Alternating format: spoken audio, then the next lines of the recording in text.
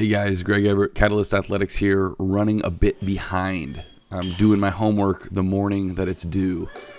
Let's see here. We got Alyssa, power snatch, overhead squat, a little rubber mat in front of her to help her not jump forward. She kicked it on that one. That one was a little sketchy. She tends to dive through these a little bit if she's not feeling good. That rubber mat's just a really easy way to kind of give people a cue to keep their weight back. It's a lot simpler than trying to explain to them conceptually what they need to be doing.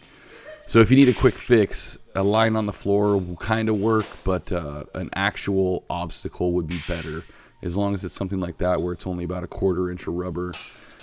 So if she does land on it, it's not going to actually kill her. Although that wasn't going to be a power snatch anyway. So a little clean here. I don't know if... Oh, those are jerk dips is what I call those. Difference from a jerk dip squat being that the only focus is on that actual downward movement, and you're trying to get a bunch of speed on the bar and basically stop it from moving downward as quickly as possible. And it's developing that ability to actually to stop the downward movement of the bar, change directions. So a little bit different than just a basic postural strength builder. That is the jerk dip squat, and different than a jerk drive because you're not actually driving it up.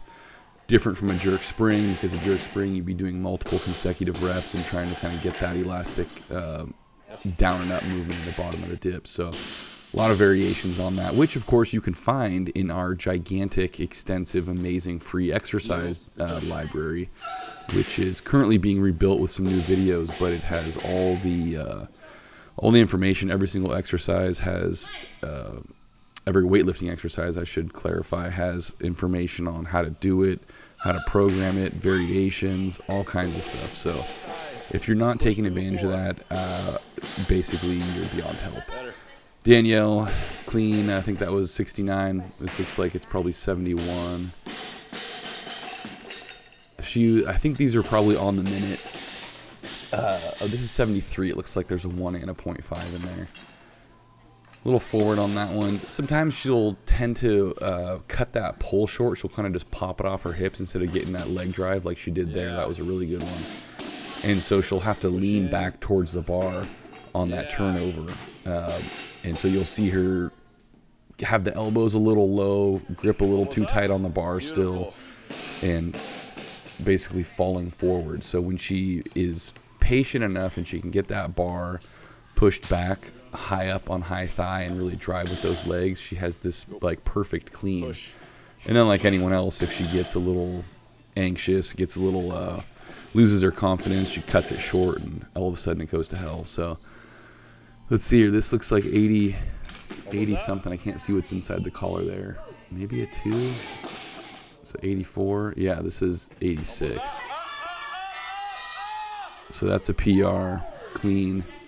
I remember that. She was feeling terrible that day and didn't think everything was going to go well. She ended up making all 15 on the minute cleans and then worked up to a PR. So it just goes to show you that some days, even though you feel beat up, you don't feel mentally very strong or very enthusiastic.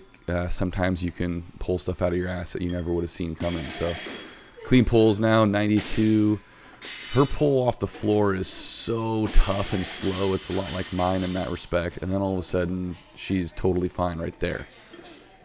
And so that's one of the things I kind of talk to her about often is that, you know, when she's going for these heavy clean attempts or even snatches, it's going to feel slow and heavy off the floor. You pretty much have to take that for granted. But, you know, you have to have that confidence and have the discipline to know that once you get it higher up on the thigh, you're going to be fine. And so you have to stay committed to that lift, even through that phase where it feels like shit and you are convinced there's no way you're going to get under it. Alyssa here, clean pulls. What is that, 112? She cleaned 104, I think, last Saturday, which was a 1 kilo PR. So she's been really steadily creeping up her cleans. Snatched 80, she clean and jerked 95. So she's been making pretty steady progress. Has been staying pretty healthy. You know, obviously things hurt. And that pain kind of comes and goes, and comes and goes different places, but she's been doing a really good job. Danielle there. She'll the other thing with Danielle, which is interesting, is that on her sets of pulls, a lot of times you'll see so much change between the first and last rep. Like that set was pretty clear, where the first one is really fast. This is 115, by the way, and then the last one is like the most difficult thing you've ever seen. I've even seen her do it on doubles, where the first one is really good and the second one looks like it's the heaviest thing she's ever lifted. So I suppose it doesn't happen every single time she does pulls, but there you go. It's pretty consistently true. So we'll see what happens on this one. This is what, her third or fourth set at 92. Come on. It's getting tired, starting to lean back too far. Very common thing. You want to sit back because then you don't have to support it with your back by staying over the bar. That one wasn't quite as dramatic, but this 117, I remember her asking if she could go up on her last set. Apparently she was feeling pretty damn good at 115. And so Alyssa's just a good puller. She just has a lot of good pull strength, but you can see even that last one was really tough off the floor. All right, guys, sorry this is late. I will talk to you next week, hopefully bright and early on time for those of you who get up early on the East Coast. See ya.